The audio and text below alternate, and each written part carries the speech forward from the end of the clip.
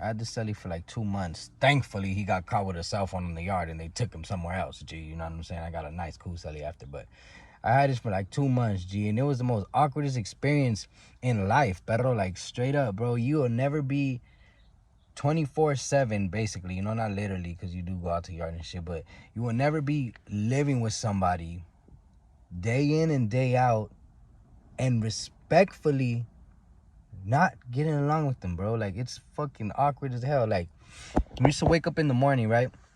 And, you know, when you don't get along with someone, you know, usually, you know, in the streets, at least, I stay away from the motherfucker, you know what I'm saying? You know, stay away from your ass because we probably gonna say some shit that I want to say and you're not gonna like, or you're gonna say some shit that I don't like, and, you know, it's gonna result in something worse than what it should have been, you know? But there you have no fucking choice. And plus, you know, your people is like, hey, bro, keep respect for the next man, you know what I'm saying? We can't be in here fighting each other. So, you know, you guys are respecting the homies and you ain't fighting each other for the most part, you feel me? Unless disrespect in sense, you know, you're like, fuck, you do what you gotta do. But anyways, man, I was with this motherfucker right in the morning. We used to wake up, bro, and I always had a lot of commissary, bro. And even though I don't talk to this dude and, you know, I don't fuck with him like that, I still had fucking commissary, bro. So I would still be like, hey, dog, I know you trying to sell all your envelopes, because he always used to get a gang of envelopes because he had the plug with one of the porters, G, and he used to get free indigent envelopes, those free envelopes, bro. So he used to be selling the shit out of his envelopes trying to get coffee all morning, G. Like,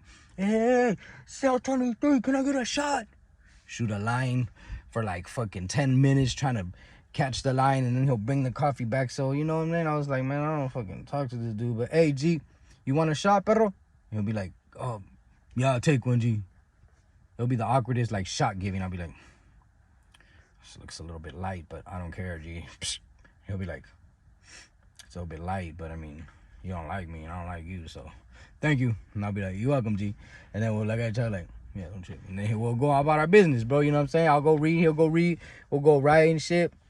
And the awkwardest time, you know, at the end of the day, when it's time to send out envelopes or send out mail, you know, he don't write nobody, but he has hella fucking envelopes and he sells them for coffee, you know what I'm saying? So a couple days go by and he's like, you know what, this motherfucker has been hooking me up, so even though I don't care to like him or anything like that, I guess I could share some envelopes. Hey, Sally.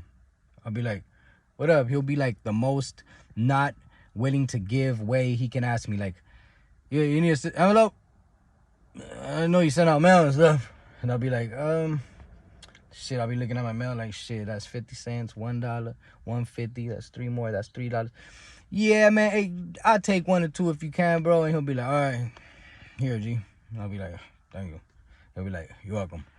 Like, awkward, bro. Like, fuck, we helping each other out, but it's like the fucking, like, we both like, whatever, G. I don't like. And the reason why I don't fuck with this dude is because he the type of dude that he likes to argue, bro. Like, he always wants to have the last word.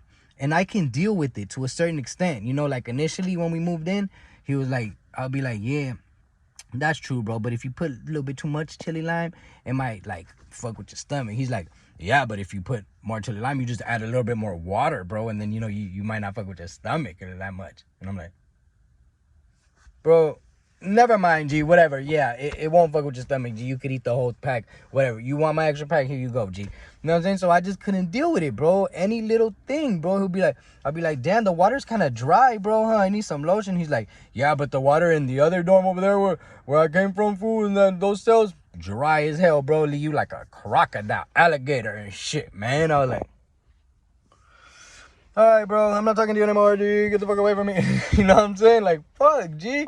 But anyways, that's like the main reason why I couldn't deal with this dude. You know what I'm saying? Because sometimes I'll just get out of pocket a little bit like, bro, I know. Why don't you just stop? And then he was like, one day, like, well, I mean, I know, but you don't have to tell me like that. I'm like, no, but you're irritating me. And then, you know, it was right. It was bad, G. And it could have escalated. You feel me? So that's why I kept my distance. That's why he kept his distance. So anyways, man, funniest part, though, of the day, every day, was the night, homie. Because, like, it'll be, like, a whole, like, 3 hours that go by without a word being said, bro.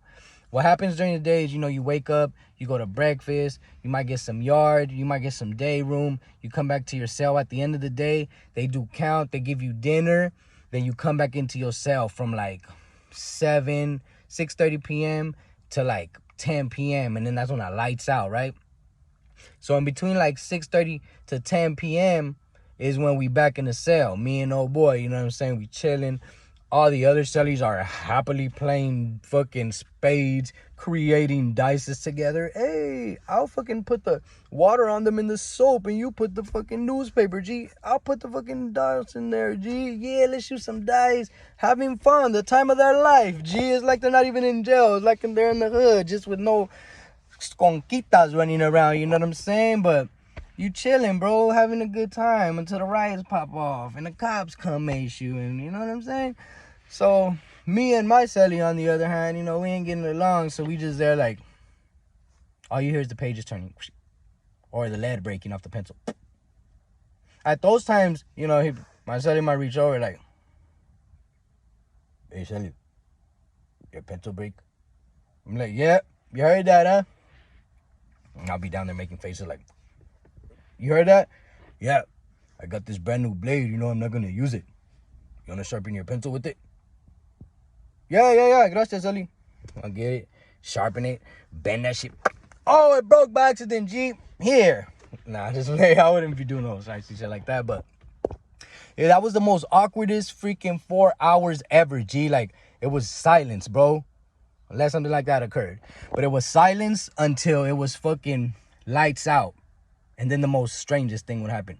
Hey, Salute. He'll reach down. It'll be like the only smile I ever see. He'll always be in the night. I don't know if he had some meaning to this, or, you know, he remembered about his time in the street, and maybe him and his homies just tell each other good night, or his family or something. I don't know, bro. But every night, bro, after like 4 hours of silence, he used to just look over, bro, like, Salute. Look down at me. I'll be like, look at him all like a little weirded out, like, here we go again, he's doing this weird shit again, G. Wish I had a fucking cell phone at that time. I would be recording him every night, like, does my celly do this shit every night after we don't talk for 4 hours? And he'll reach down, he'll look down over his thing, because he's on the top. Celly, buenas noches, G. And I'll be like, buenas noches, my boy. For the next, like, hour, bro, I'll be up, G. I'll be up vigilant. I'll be like, yeah, I even act sleep, G, just to see if he just tried some sneaky shit. You know what I'm saying? One day I even thought I caught him on some shit. I thought something was going down, G. I had my fierro ready, G. I had sharpened that motherfucker, G. I was on the yard, G, and he was like, came down off the bunk, G. I was like this. Looking, right? This motherfucker jump off quietly, bro. He jump off the bunk. So I'm like, what the fuck? What's he doing? Motherfucker gonna get down, right by the fucking door, the cell door. Get on his knees and just start praying. I was like,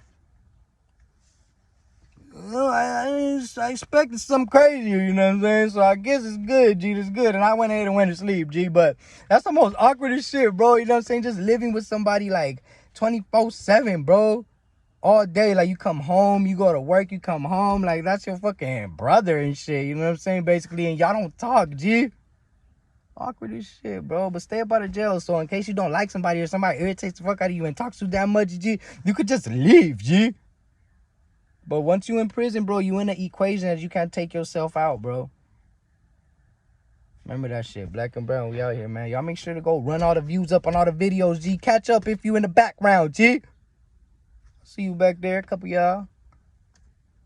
K-Life, baby, you know what it is.